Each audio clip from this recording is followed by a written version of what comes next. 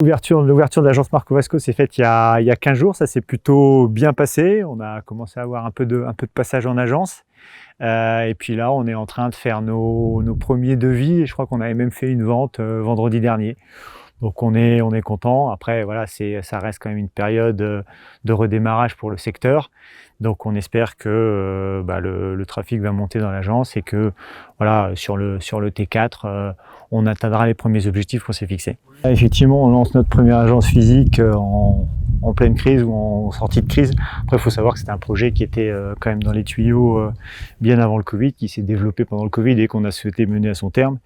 Et après, je pense qu'il faut le voir comme en tout cas pour Marco Vasco, c'est comme ça qu'on le voit, comme un canal d'acquisition supplémentaire. Donc, la possibilité d'aller chercher de nouveaux clients, de proposer aussi l'expérience Marco Vasco au-delà de ce qu'on peut proposer sur le web. Et puis l'ambition, c'est aussi de fidéliser. Enfin, c'est toujours un peu les mêmes ambitions quand vous démarrez un business, acquérir de nouveaux clients, améliorer l'expérience et puis fidéliser.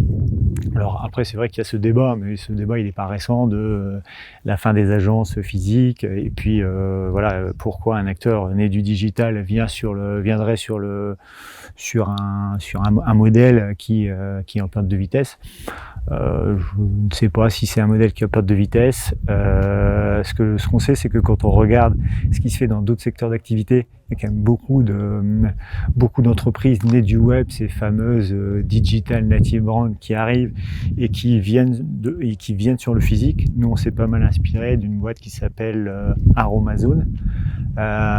Et aujourd'hui, en physique, ça cartonne.